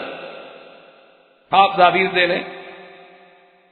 تو اب اللہ کے پیغمبر نے فرمایا قضی الامر الذی فیہ تستفتیان. آپ نے فرمایا جھوٹ بولا یا سچ کہا، اللہ کی تقدیر کا فیصلہ ہو گیا جو تم نے پوچھا. نبی کے ساتھ اگر جھوٹ بولتے ہو پھر بھی تمہاری جھوٹ کی سزا یہ ہے کہ فیصلہ جو میں نے تعبیر کی ہے یہ ہے. اور اگر تم نے باقی خواب دیکھا ہے تو پھر جو تعبیر ہو گئی وہ واقع ہو جائے گی، بات ختم ہو جائے گی. اس لیے آپ نے ہمیں قضی الامر، اب تو اللہ کی تقدیر کا بھی فیصلہ ہو، جو تم نے پوچھا تھا اور میں نے بتایا ہے وہ فیصلہ ہو. اور یہ سارا کچھ کرنے کے بعد وقال للذی ظن انہ ناج منہ اذکرنی عند ربک فانساہ الشیطان ذکر ربہ فلبث فی السجن بضع سنین. اور جن کے بارے میں آپ نے خواب میں تعبیر میں یہ بتایا تھا کہ تم اپنے عہدے پہ بحال ہو جاؤ گے، آپ نے فرمایا دیکھو تم اپنے عہدے پہ جا رہے ہو، کم از کم اب تم نے جا کے پھر ساقی گری کرنی ہے اور بادشاہ کی محفل میں جا کے تم نے پلانا ہے. تمہارا قرب تو حاصل ہو گیا، برات بھی تمہاری ہو گئی، اور بادشاہ خود تمہیں اسی وظیفے پہ بلا رہے ہیں. تو اب ایک میرا کام بھی کرنا کہ کم از کم بادشاہ سے یہ تو کہنا کہ تمہارے ملک میں یہی انصاف ہے کہ جنہوں نے چھیڑا، جنہوں نے مکر کیا، جنہوں نے بہلایا پھسلایا وہ تو گھروں میں عیش کریں، اور جو گناہوں سے بچا، جنہوں نے تمہارے شاہی گھرم کی عزت کی حفاظت کی، اس کو بے گناہ جیل میں ڈال دیا. کوئی عقل کی بات. تو کم از کم ان کو اپنے اس زمانے میں ایک بات یاد رکھیں، ویسے بھی رب کا معنی جو بطور لغت کے ہوتا ہے پالنے والا، تو اس وقت اس کا اطلاق جو ہے کسی سردار پہ، بادشاہ پہ، عام لوگوں پہ بھی ہوتا تھا. جیسے اب بھی مثلا کبھی کبھی محاورات میں آتا ہے کہ بھی یہ عورت کیا کام کرتی ہے، تو آگے لکھتے ہیں ربۃ البیت، یہ گھر کی تربیت کی، یعنی نوکری نہیں کرتی، یا لکھ دیتے ہیں دکتورہ ہے یا فلاں ہے یا فلاں ہے. اگر وہ بیچاری کوئی کام نہیں کرتی کہیں کہ ربۃ البیت، یہ گھر کی مربیہ ہے، تو اس کو بھی. اچھا اسی طرح کہتے ہیں رب الدار، یہ اس حویلی کا مالک ہے. لیکن اب حضور نے حکم دے دیا کہ کسی غلام کو یہ نہ کہا کرو عبدی، کیونکہ سب اللہ کے بندے. اور اسی طرح جو ہے کوئی آدمی اپنے مالک کو یہ نہ کہے ربی، بلکہ اس کو اپنا نام لے کے پکارے، کیونکہ سب اللہ کے بندے ہیں اور کوئی کسی کا رب نہیں ہے. لیکن اس دور میں اس لفظ کا اطلاق جائز تھا. اچھا خدا کی شان ہے جب انساہ الشیطان ذکر ہو، وہ چھوٹ کے آ گیا، شیطان نے اس کے دل و دماغ سے یہ بات ہی نکالی. اچھا ویسے بھی اللہ معاف فرمائے جب آدمی کا کام ہو جائے تو کون یاد کرے؟ وہ تو چھوٹ گیا، عہدہ بھی مل گیا، اقتدار بھی مل گیا، بادشاہ کی محفل میں بھی آ گیا، اچھا پھر کام بھی کھانے پلانے والا، کام بھی ڈپٹی بھی ایسی تھی نا، تو پلانے کے بعد ویسے اچھے اچھے ہوش والے بھی بے ہوش ہو جاتے ہیں، یہ کیا یاد رکھتا بدبخت؟ کام بھی ایسا تھا نا۔ فَأَنْسَاهُ الشَّيْطَانُ ذِكْرَ رَبِّهِ، اور بعض علماء کہتے ہیں کہ اس کا ضمیر یوسف کی طرف راجع ہے کہ یوسف علیہ السلام اپنے خدا کو بھول بیٹھے اور اس کو پیغام دے بیٹھے۔ بعض علماء یہ کہتے ہیں کہ بھئی یوسف علیہ کیوں، یہ بھی شیطان نے وسوسہ ڈالا کہ بھئی وہ ایسی بات کر بیٹھے، ورنہ جب اللہ نے کنویں سے نکالا تو مالک نے، اور تمہیں بچایا تو مالک نے۔ اسی لیے ایک آدمی آیا نا جی، تو وہ کہنے لگا حضرت یوسف علیہ السلام سے، کہتے ہیں وہاں کا جو جیلر تھا نا جی، وہ حضرت یوسف سے اتنا متاثر ہوا کہ آگے کہنے لگا، کہتے یوسف مجھے تو آپ سے محبت ہو گئی، خدا کے لیے میرے ساتھ محبت نہیں کرنا۔ یوسف علیہ انہوں نے کہا حضرت کیا بات؟ انہوں نے کہا واللہ میرے دل میں آپ کی اتنی محبت ہے، اتنی عقیدت ہے کہ میرے بس میں ہو تو میں تو ابھی آپ کو جیل سے نکال دوں، لیکن میں جیلر ہوں، میں نکال تو نہیں سکتا، البتہ یہاں جتنی سہولتیں آپ کو دے سکتا ہوں نا وہ آپ کو ملیں گی۔ لیکن آپ محبت سے کیوں؟ آپ نے فرمایا پہلے میری خالہ نے مجھ سے محبت کی تو مجھ پہ چوری کا الزام لگایا گیا، پھر اس کے بعد جناب میرے بھائیوں نے آ کے ابے کے سامنے محبت کا اظہار کیا تو جا کے مجھے جناب کنویں میں ڈالا، پھر ایک امراۃ العزیز تھی، اس نے بھی مجھ سے محبت کی، جیسے جیل بھجوا دیا، تم اور محبت کر کے مجھے کہاں پہنچانا چاہتے ہو؟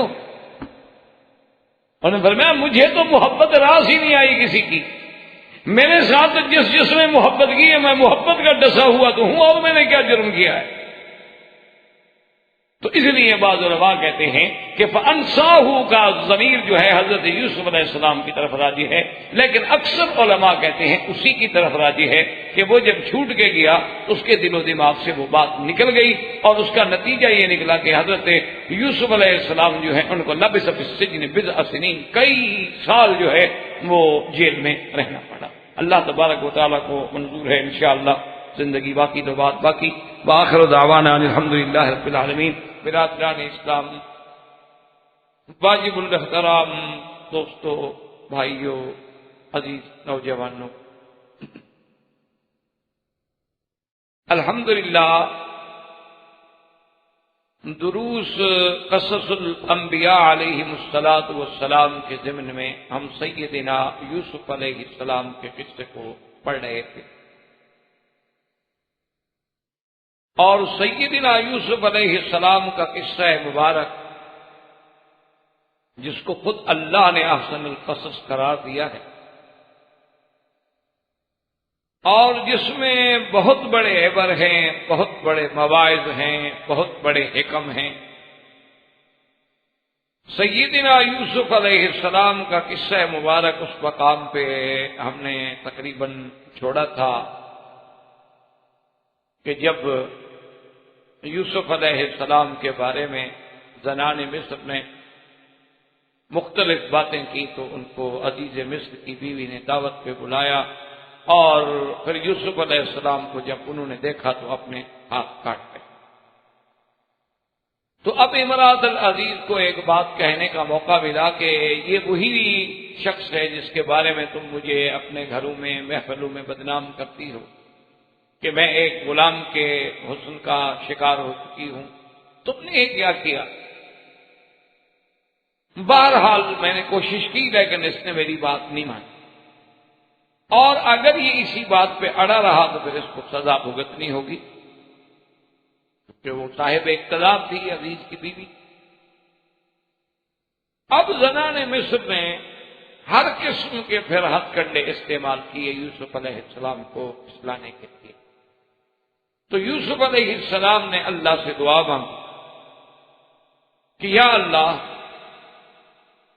مجھے مہربانی فرما کہ ان کے اس ظلم سے بچا لے، یہ جس طرف مجھے بلانا چاہ رہی ہیں اس سے تو پھر وہ جیل جانا بہتر، عورتوں کے قید سے، عورتوں کے جال میں پھنسنے سے تو پھر وہ جیل کی جو زندگی ہے وہ بہتر۔ اور ساتھ یہ شان پیغمبر ہے، حالانکہ اللہ کے نبی معصوم ہوتے، لیکن یہ عظمت شان پیغمبر ہے کہ کہتے ہیں کہ الا تصرف انی کیدہن، کہ میرے اللہ اگر آپ نے ان کے اس جال مکر کو نہ پھیرا مجھ سے، ہو سکتا ہے میں بھی بشر ہوں، انسان۔ یہ تواضع ہے اور مقام بشریت کا تقاضا۔ اللہ تبارک و تعالی نے سیدنا یوسف علیہ السلام کی دعا سن لی، اور عزیز مصر نے یہ بیٹھ کے فیصلہ کیا کہ بھئی بہرحال، حالانکہ عزیز مصر جانتا تھا کہ یوسف علیہ السلام تو معصوم ہیں، بے گناہ ہیں، لیکن چونکہ اب ایک بات چل نکلی تھی مصر میں، اور بڑے گھروں میں ہر وقت اسی بات کا چرچا تھا، تو اس بات کو ختم کرنے کے لیے انہوں نے یہ سوچا کہ بہتر یہ ہے کہ کچھ عرصے کے لیے یوسف علیہ السلام کو ہم جیل بھیج دیتے ہیں۔ جب انہیں جیل بھیج دیا جائے گا تو یہ معاملہ جو ہے خود بخود ٹھنڈا ہو جائے گا اور لوگ چپ ہو جائیں گے، اگر وقت گزرنے سے زخم بھر جاتے۔ تو یوسف علیہ السلام کو بغیر کسی جرم کے اور بغیر کسی گناہ کے انہیں جیل میں بھیج دیا۔ یعنی اس سے جہاں ایک طرف یوسف علیہ السلام کی مظلومیت، تو دوسری طرف اس دور کے سرمایہ دار اور برسر اقتدار لوگوں کی ذہنیت کا بھی پتہ چلتا ہے کہ جانتے ہیں بے گناہ ہے۔ یعنی عزیز مصر خود کہہ چکا ہے اپنی بیوی سے کہ تمہاری غلطی ہے، یوسف علیہ السلام تو بے گناہ ہے۔ یہ جانتے ہوئے کہ بے گناہ ہے، لیکن ہماری عزت میں چونکہ بات ہو رہی ہے کہ آدھا جیل بھیج دو۔ تو اس لیے علماء نے لکھا ہے کہ اقتدار پہ بیٹھنے کے بعد یہ کھیل نئے نہیں ہے، یہ بہت پرانا۔ یہ اقتدار کی کرسی ایسی چیز ہوتی ہے کہ اس پہ بیٹھنے کے بعد پھر بہت کم لوگ ہوتے ہیں جن کی اللہ حفاظت فرماتے ہیں، ورنہ وہ انصاف پہ قائم نہیں رہتے۔ اب جب یوسف علیہ السلام جیل میں بھیج دیے گئے تو ان کے ساتھ دو آدمی اور بھی اسی زمانے میں اسی وقت میں تقریباً جیل میں آئے۔ ایک بادشاہ ریان کا ساقی تھا اور ایک اس کے مخبز کا یعنی باورچی خانے کا، کچن کا انچارج۔ اس کی وجہ یہ تھی کہ ان دونوں نے اصل میں مل کے سازش کی تھی کسی سے پیسے لے کر بادشاہ کو زہر دینے کی۔ سازش میں دونوں شریک تھے، لیکن بعد میں کچھ گھبرا گیا۔ وہ ساقی جو تھا جس کی ذمہ شراب پیش کرنا تھا وہ کچھ گھبرا گیا، لیکن طباخ نے کھانے کے اندر زہر ملا دی، اور جب کھانا چن لیا گیا، دسترخوان پہ لگ گیا، بادشاہ جانے لگا تو ساقی کہنے لگا کہ کھانے میں زہر۔ وہ ڈر گیا، گھبرا گیا، اور اس سازش پر وہ قائم نہ رہ سکا،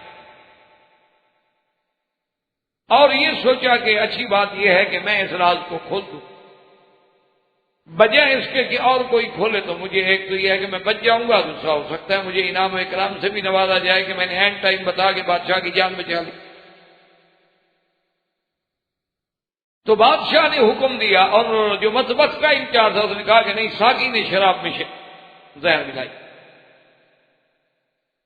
بادشاہ نے حکم دیا کہ شراب سے ساقی کو پلایا جائے اور کھانے سے اس باورچی کو کھلایا۔ اب اس نے تو پی لیا، اس کو تو پتا تھا کہ شراب اس میں کوئی زہر شار نہیں ہے، لیکن جب اسے کہا گیا ابھی تم کھانا کھاؤ تو اس نے انکار کر دیا۔ جب اس کھانے کو کسی جانور کے آگے ڈالا گیا وہ مر گیا، تو تسلی ہو گئی، یقین ہو گیا کہ اس میں زہر ہے۔ لیکن بادشاہ نے یہ مناسب سمجھتے ہوئے کہ بھی سازش میں تو دونوں شریک تھے، ایک آدمی آخر وقت میں صرف اظہار کر رہا ہے، ورنہ پہلے تو دونوں اس میں رازدان تھے، دونوں کو جیت گئی۔ اب جب وہ دونوں جیل میں آ گئے، اور یہ باتیں کتاب تلمود میں بھی، تورات میں بھی اور کتب سابقہ کے روایات میں بھی باتیں موجود ہیں کہ یوسف علیہ السلام جب جیل میں گئے تو انہوں نے تو جیل کو ایک قسم کی مسجد بنا دی، کیونکہ جب اللہ والا ایک اللہ کا پیغمبر تو صبح و شام درس، تبلیغ، دعوت، ذکر، عبادت، اور ایسا ماحول بن گیا کہ ہر آدمی جو تھا جیل کا وہ دیوانہ ہو۔ اسی طرح تاریخ میں اب بھی یہ بات موجود ہے کہ عطا اللہ شاہ بخاری رحمۃ اللہ علیہ امیر شریعت جن کا لقب تھا،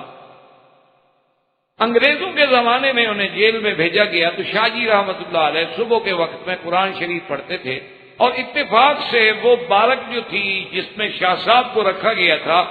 وہ سپرنٹینڈنٹ جیل جو ہے اس کی کوٹھی کی دیوار کے ساتھ ملتی تھی۔ باہر کی طرف کوٹھی تھی، اندر کی طرف بارک تھی، کیونکہ بڑے بڑے جو اہم قیدی ہوتے تھے ان کو خصوصی طور پر سیلوں میں رکھا جاتا تھا۔ تو اس کی بیگم جو ہیں اس انگریز سپرنٹینڈنٹ جیل کی بیوی جو تھی، تو وہ کبھی کبھی صبح کے ٹائم پہ جب اٹھتی تو اپنے لان میں اس کے پھول وول لگے ہوئے تھے، تو وہ صبح اٹھ کے ذرا چلتی واک شاک کرنے کے لیے، تو کانوں میں آواز جب آتی تو دیوار کے ساتھ کان لگا کے کھڑی ہو جاتی، اور شاہ جی تو اپنا اندر جیل میں بیٹھے پڑے، انہیں تو نہیں پتا کہ کوئی آدمی سن رہا ہے ادھر سے، وہ تو اوپر جیسے اس مسجد میں اوپر روشن دان ہے، اونچے اونچے روشن دان ہوتے ہیں کہ چلو ہوا شوا کا گزر ہو جائے، لیکن کوئی جیلی قیدی جو ہے وہ نکل۔ تو آخر سپرنٹینڈنٹ جیل کو پتہ چلا تو اس نے باقاعدہ اپنے حکام کو، اپنے حکام بالا کو لکھا کہ اس قیدی کو میری جیل سے نکالا جائے، اگر یہ چند دن یہاں رہا تو میری بیوی مسلمان ہوگی۔ تو آخر اللہ والوں کے اثرات ہو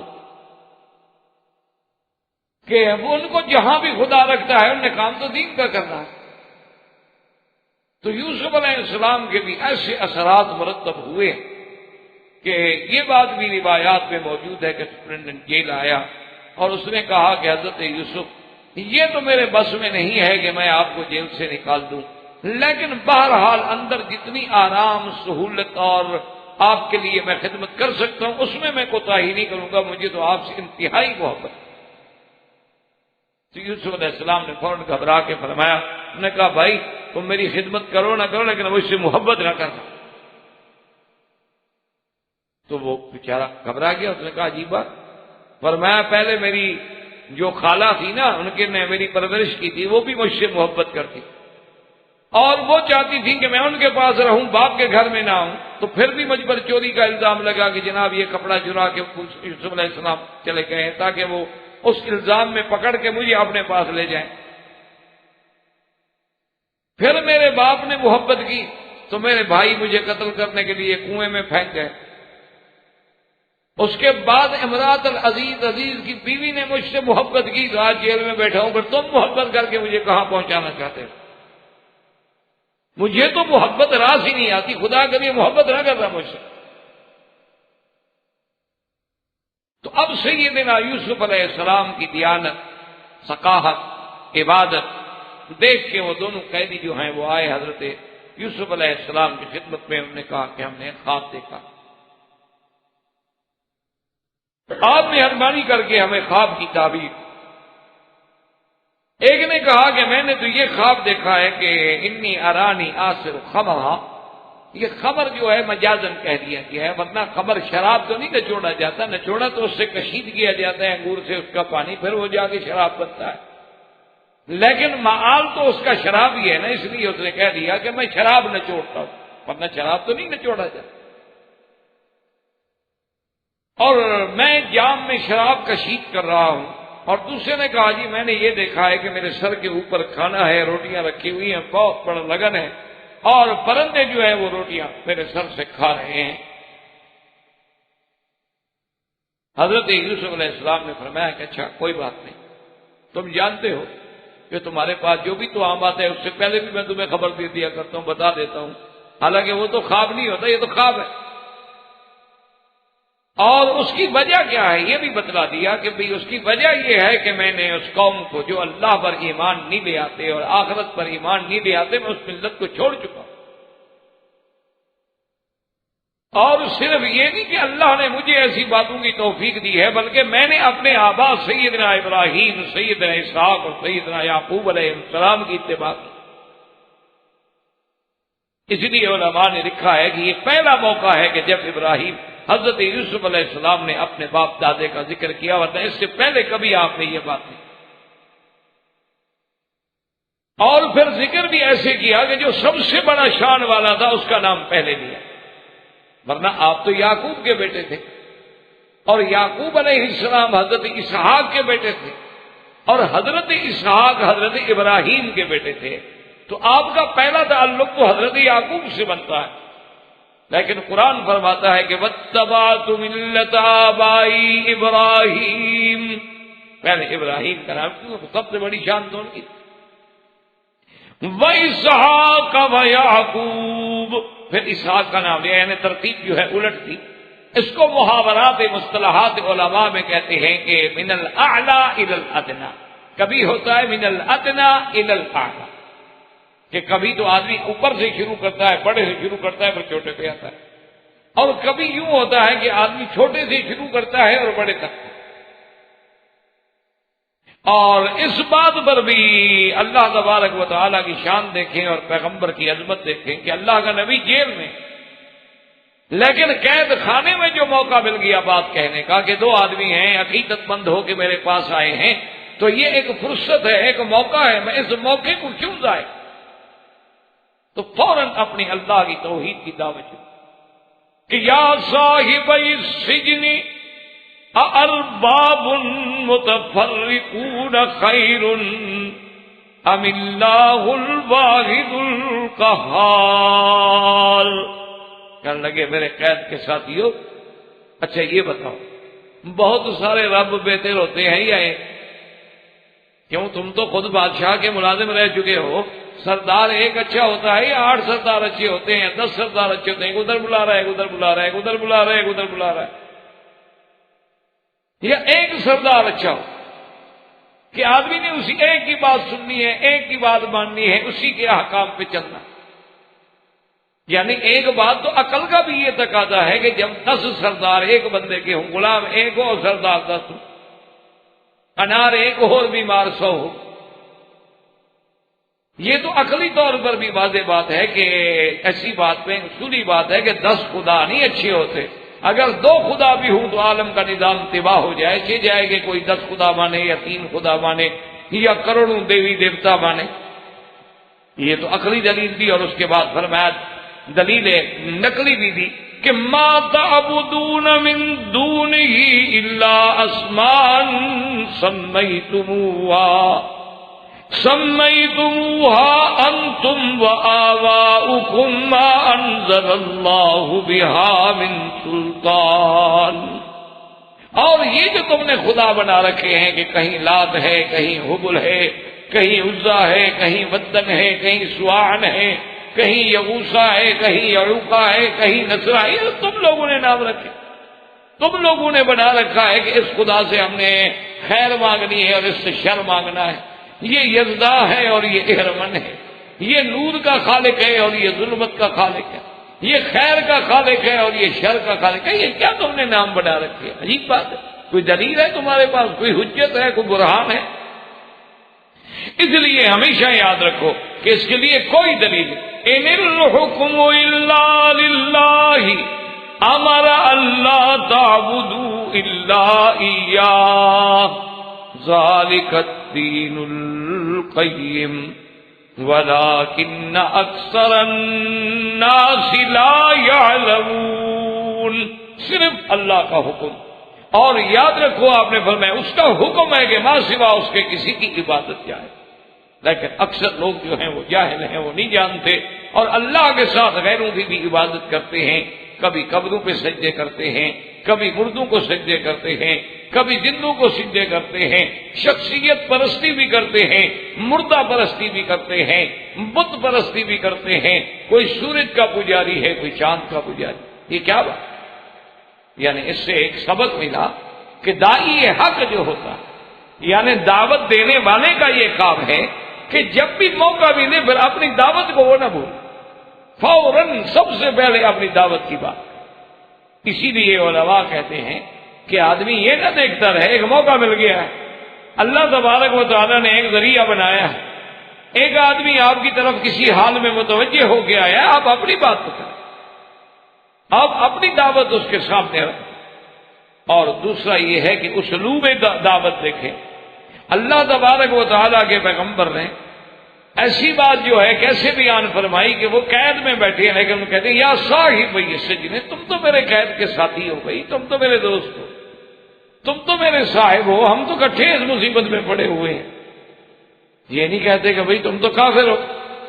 تم تو غیر اللہ کی پوجا کرنے والے ہو، یہ بات نہیں کہا۔ بڑا اسلوب ہے، انداز ہے، بیان ہے، اور اس لیے کہ جب دعوت پیغمبرانہ کے مطابق، جب اسلوب کریمانہ کے مطابق آپ کسی سے بات کریں گے تو وہ بات اصل، اور وقت ضائع کرنے کا معنی یہ ہوتا ہے کہ اللہ نے جو آپ کو فرصت مہیا کی تھی آپ نے ضائع کر۔ اس لیے حضرت جلندری رحمۃ اللہ علیہ، حضرت محمد علی جلندری رحمۃ اللہ علیہ جو ختم نبوت کے ایک بڑے عظیم رہنما گزرے، وہ فرمایا کرتے تھے کہ ایک دفعہ میں اسٹیشن پہ آیا، اس دور میں سادہ وقت تھا، کہتے ہیں کہ میں نے 2 آنے یا پتہ نہیں 4 آنے کی ایک چائے کی پیالی خریدی اور 4 آنے کا ایک رس خریدا، ایک کیک خریدا کہ بھئی اب گاڑی کا ٹرین کا آنے کا وقت ہے، اب یہی ناشتہ ہے، وہ ٹھیک ہے، تو لے لیا اور میں نے ناشتہ کیا، ناشتہ کر کے چل پڑا۔ فرماتے ہیں کہ راستے میں مجھے خیال آیا کہ محمد علی تم نے تو ناشتہ کر لیا، اپنا پیٹ بھی بھر لیا، ختم نبوت کے جو تم سپاہی ہو اور ختم نبوت کے کاز تمہارا مشن ہے، اس کے لیے تم نے کیا کیا؟ فرماتے ہیں کہ فوراً میں نے اپنا جو ساتھ میرا چھوٹا سا بیگ تھا کھولا، اس میں سے ایک کارڈ نکالا، اس وقت جوابی کارڈ ہوتے تھے، 3 پیسے کا ایک کارڈ ہوتا،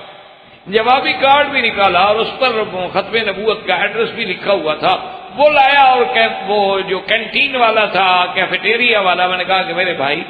یہ ختم نبوت کے مجلس کا ایک کارڈ ہے، اگر کبھی قادیانیت کے بارے میں کوئی بات ہو، مسئلہ پوچھنا ہو، کوئی مشکل پیش آئے تو ہمیں اسی پر 1-2 سطر کا خط لکھ کے بھیج دیں۔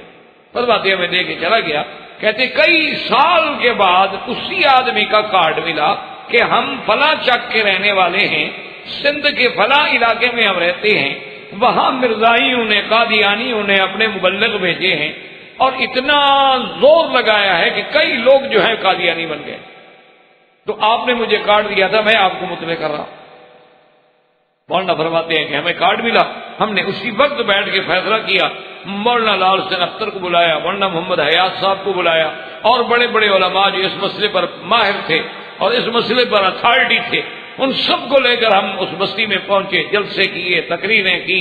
مرزائیوں کو دعوت مناظرہ دی۔ وہ جب آئے تو شکست کھا گئے، اور جن لوگوں کو مذبذب ہو گئے تھے یا قادیانی ہو گئے تھے، اللہ نے پھر ان کو اسلام نصیب فرمایا۔ تو فرماتے ہیں کہ اگر وہ میں چھوٹی سی غلطی کرتا کہ اگر وہ کارڈ نہ دیتا تو اس بیچارے کو کیا پتا میں نے کس کو کہا، لیکن میں نے اس وقت کو ضائع نہیں کیا، اپنی جماعت کا، اپنے منشور کا پیغام میں نے پہنچا دیا، اللہ نے اس کو ذریعہ بنایا کہ کتنے لوگوں کا ایمان بچ گیا۔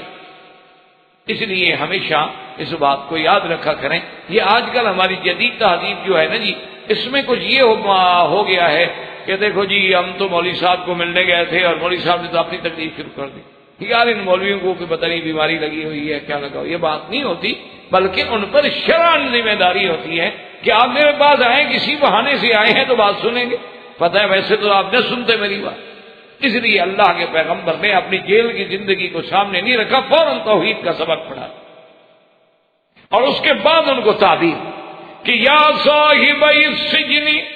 اما احدکما فیسقی ربہ خمرا واما الاخر فیسلب فتأکل الطیر من رأسہ قضی الامر الذی فیہ تستفتیان۔ حضرت یوسف علیہ السلام نے فرمایا کہ میرے ساتھیو، اما احدکما، تم 2 میں سے ایک آدمی جو ہے وہ تو اپنے بادشاہ کو پھر جا کے جام پلائے گا، وَأَمَّا الْآخَرُ، اور تم میں سے دوسرا جو ہے فَيُسْلَبُ فَتَأْكُلُ الطَّيْرُ، اس کو پھانسی دی جائے گی اور اس کا گوشت جو ہے وہ پرندے نوچ نوچ کے کھائیں گے۔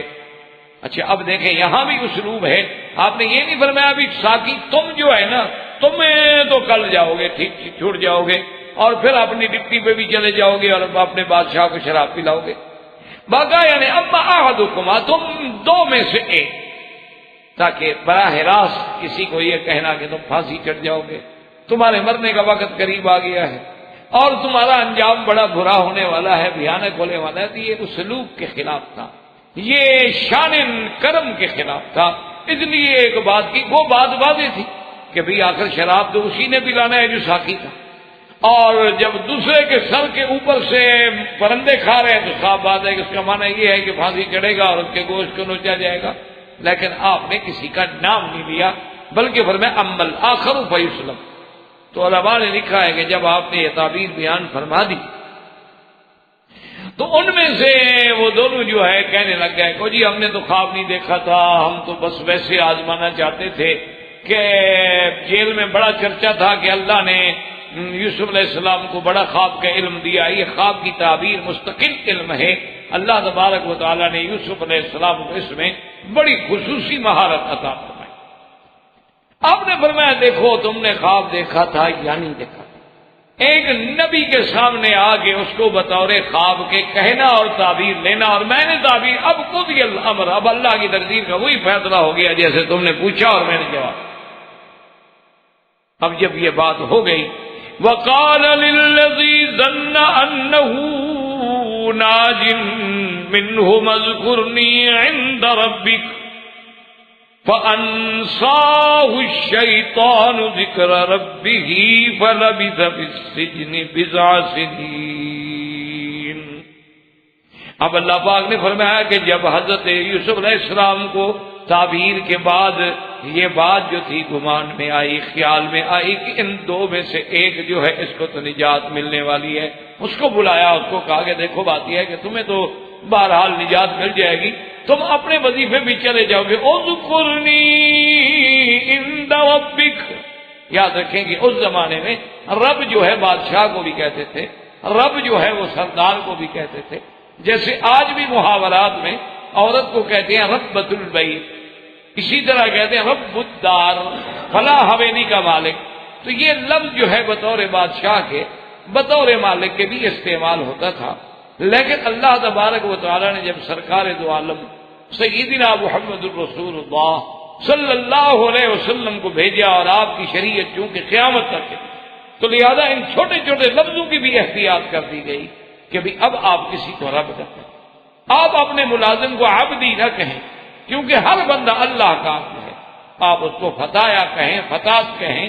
لیکن عبدی نہ کہیں، کیونکہ یہ لفظ جو ہے اس کی نسبت صرف اللہ کی طرف ہونی چاہیے۔ تو سرکار دو عالم کے زمانے میں شریعت میں ان الفاظ کا بھی خیال کیا گیا تاکہ کوئی قیامت تک شرک میں مبتلا نہ ہو سکے، ورنہ پہلے زمانے میں یہ لفظ عام استعمال ہوتا۔ اس لیے حضرت یوسف علیہ السلام نے فرمایا کہ بھی جب تم جاؤ تو بادشاہ کی محفل میں ذرا بات یاد کرا دینا کہ بھی یوسف علیہ السلام جو جیل میں بیٹھے ہوئے ہیں، کیوں، کیا جرم ہے؟ بھئی وہ تو بے قصور ہے، ان کو تو بلا گناہ کے جیل میں بھیجا گیا، لیکن بہرحال اللہ تبارک و تعالی رحمت فرمائے۔ تو اب اتنا عرصہ ہو گیا ہے اور میں جیل میں بیٹھا ہوں، تو کبھی کبھی ایسے لطیفے بھی ہو جاتے۔ وہ مثل مشہور ہے کہ ایک آدمی نے اپنے وزیر سے مذاق کرتے ہوئے اس کو جیل بھیج دیا، مذاق میں ہنسی خوشی میں کھیل رہے تھے اور وزیر سے حکم دیا کہ جیل جاؤ، جیل چلا گیا۔ اچھا، وہ حکم دینے کے بعد بادشاہ کچھ ایسے مصروف ہوئے کہ ان کو بات ہی بھول گئی کہ میں نے وزیر کو جیل بھیجا تھا، حالانکہ ان کو تو مذاق میں بھیجا گیا تھا، کوئی جرم تو تھا نہیں، وہ تو صرف ایک مذاق تھی اور آزمائش تھی کہ بھی دیکھیں یہ کیسے ہماری وفاداری پہ قائم رہتا ہے۔ لیکن بادشاہ انسان ہے، بات بھول گئی اور اتنی بھولی کہ وہ جیل میں رہ گیا اور بادشاہ مر گیا، بادشاہ کا بیٹا تخت پہ آ گیا مدت کے بعد۔ جب بادشاہ سلامت کا بیٹا تخت پہ بیٹھا تو اس نے کہا کہ بھئی ایسا کرتے ہیں کہ فہرست بناؤ کتنے قیدی پڑے ہوئے ہیں اور ان میں جو چھوٹے چھوٹے جرائم والے ہیں، کوئی ایسی بات ہے، ان سب کو معاف کرتے ہیں، جیل سے نکالتے ہیں تاکہ میں اپنے خوشی میں ان کو نکالوں۔ سب کی فہرستیں بن گئی، قیدیوں کو پیش کیا گیا۔ تو وزیر صاحب جب پیش ہوئے تو رو پڑے، اس نے کہا کہ بادشاہ سلامت، اب آپ کو اللہ نے کرسی پہ بٹھایا ہے، میں تو آپ کے بادشاہ، آپ کے ابا کا وزیر تھا، آپ سارے تحقیق کر لیں، فائلیں دیکھ لیں، لوگوں سے پوچھ لیں، اور مجھے ازراہ مذاق انہوں نے بھیج دیا تھا جیل میں، مہربانی کریں میرا تو فیصلہ کریں، باقی کا آپ کریں یا نہ کریں۔ تو خیر سنتے رہے جناب بادشاہ سلامت، اور جب آخر میں اٹھے تو کہنے لگے کہ بھائی ایسا کریں کہ سب کو چھوڑ دیں، اس کو رہنے دیں، بابو کی نشانی ہے، پڑی رہے تو بہتر، اس کو تو ابا نے بھیجا تھا نا، یہ تو وہیں رہے تو اچھی بات۔ تو اس لیے ایسے لطائف تو ہو جاتے ہیں کہ یوسف علیہ السلام کو بغیر کسی گناہ کے جیل میں بھیجا گیا، کوئی جرم نہیں، کوئی بات نہیں، اور جانے خود بھیجنے والا کو پتا ہے کہ یوسف میں گناہ، لیکن یوسف علیہ السلام اس لیے فرمایا کہ ذرا بات یاد کرائیں بادشاہ۔ اب یاد رکھیں کہ قرآن میں ایک لفظ آیا کہ فَأَنْسَاهُ الشَّيْطَانُ ذِكْرَ رَبِّهِ، کہ شیطان نے بھلا دیا اس کو اپنے بادشاہ کو کہنا۔ اس میں دو قول، بعض علماء فرماتے ہیں کہ انساہ ضمیر اسی کی طرف راجع ہے جس کو حضرت یوسف نے فرمایا تھا نا کہ یاد کرانا، اس کو بھول گئی بات، اور بات کہتی نہیں فَأَنْسَاهُ الشَّيْطَانُ ذِكْرَ رَبِّهِ، حضرت یوسف علیہ السلام کو بھلا دیا، کہ حضرت یوسف علیہ السلام بھول گئے کہ میں خدا کو چھوڑ کے کیسے کسی کو پیغام دے رہا۔ تو بعض علماء نے اس کا یہ ترجمہ بھی کیا ہے، لیکن بہرحال اس سے پہلا قول زیادہ صحیح ہے کہ اللہ کے پیغمبر کی وہ پیغمبر بھی انسان ہوتے ہیں، لیکن اگر دوسرا ترجمہ ممکن ہے تو ہم کوئی ایسی بات پیغمبر کی طرف کیوں نسبت کریں جو آپ کے شان کے مطابق نہ، حتیٰ کہ اس لیے حدیث مبارک میں آتا ہے کہ اسی وجہ سے بہرحال حضرت یوسف پر بھی ابتلا آ گیا، حضرت یوسف پر بھی امتحان آ گیا۔ اس لیے حضور پاک صلی اللہ علیہ وسلم کی ایک حدیث مبارک ہے، آپ نے فرمایا کہ اگر یوسف کسی غیر کو پیغام نہ دیتے تو اتنی دیر پھر آپ کو جیل میں نہ رہنا پڑتا، لیکن اللہ کو یہ بھی گوارا نہ ہوا کہ آپ نے کیوں کسی کو پیغام دیا۔ لیکن یاد رکھیں کہ شریعت کے حکم میں مسئلے کے طور پر اگر آدمی کو تکلیف ہے تو اسباب تلاش کر سکتا ہے، کہہ سکتا ہے، کوشش کرنا شریعت کے خلاف نہیں ہے، یہ ہمیشہ بات یاد رکھیں۔ لیکن تو نبوت کا مقام بہت بلند ہوتا ہے، انبیاء کا مقام بڑا بلند ہے، ورنہ آپ کسی کو کہیں کہ بھائی میں بے گناہ ہوں میری سفارش کر دیں، یا میری خطا ہو گئی ہے میری مدد کر دیں، تو یہ کوئی بات شریعت کے خلاف نہیں۔ لیکن نبیوں کا مقام، اللہ نبی کے بارے میں تو یہ بھی گوارا نہیں کرتے کہ میرے بغیر کسی کو پیغام دے، چاہے جائز بھی ہو۔ اس لیے اللہ کی شان یہ ہے کہ وہ ساقی جناب جب اپنی ڈپٹی پہ آیا، جب وہ پھر بحال ہوا اور پھر اس کو اپنا مرتبہ و مقام ملا، تو پھر جب کرسی ملتی ہے اور عزت ملتی ہے تو پھر کون یاد رہتا ہے پرانے قید کے قصے، کس کو یاد رہتے؟ وہ تو جناب بات ہی بھول گیا کہ مجھے یوسف علیہ السلام نے کیا کہا، اور اس وجہ سے فَلَبِثَ فِي السِّجْنِ بِضْعَ سِنِينَ، بضع کا معنی ہوتا ہے 3 سے لے کر 9 تک۔ تو مفسرین کرام رحمہم اللہ تعالی علیہ فرماتے ہیں کہ تقریباً 7 سال کی مدت جو ہے حضرت یوسف علیہ السلام کو پھر جیل میں رہنا پڑا، صرف اس وجہ سے اللہ کی طرف سے اور امتحان۔ اسی لیے بعض روایات میں یہ بھی آتا ہے کتب متقدمہ میں کہ ایک دن یوسف علیہ السلام روئے رات کو کہ اللہ تبارک و تعالیٰ آخر قید میں کتنا آرام ہو، قید تو قید میں کتنا آدمی کو سہولت ملے، آدمی کو گھر ملے، آدمی کو خادم ملے، آدمی کو کھانے ملے، لیکن جو اس کی آزادی کو سلب کر دیا جاتا ہے کہ آپ اس کمرے سے باہر نہیں جا سکتے یا آپ اس ایریے سے باہر نہیں جا سکتے، بس یہی انسان کے لیے موت ہے، کیونکہ اللہ تبارک و تعالیٰ نے ہر آدمی کو حلال پیدا کیا ہے، آزاد پیدا کیا ہے۔ جب اس کی آزادی کی نعمت سلب ہو جاتی ہے تو انسان تو پھر کسی قیمت کا نہیں ہے، انسان ختم ہو جاتا۔ حضرت یوسف علیہ السلام بھی جب بہت پریشان ہوئے، مدت کو 7 سال کو مذاق تو نہیں ہوتا، کہہ دینا تو بڑا آسان ہے، 7 سال زندگی کا ایک حصہ ہے، اور عین شباب میں کہ جب آدمی کی راحت کے دن ہیں، آرام کے دن ہیں، پھرنے کے دن ہیں، سیر کے دن ہیں، کھانے کے دن، اور وہ جیل میں بیٹھے ہیں یوسف علیہ السلام۔ تو ایک دن آپ روئے، اللہ کے آگے فریاد کی، تو اللہ تبارک و تعالیٰ نے جبریل علیہ السلام کو حکم دیا کہ میرے نبی کے پاس جائیں، یوسف علیہ السلام کے پاس،